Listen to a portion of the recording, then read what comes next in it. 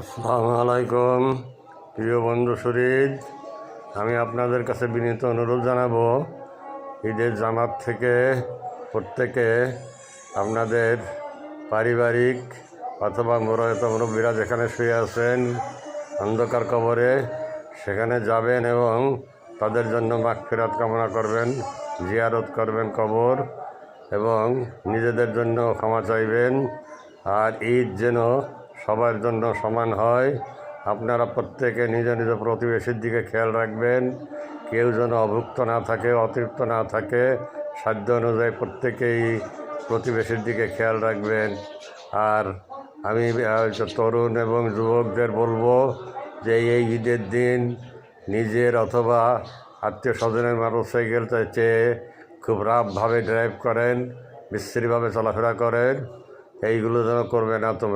তোমাদের কাছে বিনীত অনুরোধ, বাবাজিরা, দাদু ভাইয়েরা, তোমরা খুব সাবধানে চলাফেরা করবে এবং নিজে নিরাপদ থাকবে, অন্যকে নিরাপদ রাখবে। আল্লাহ হাফেজ।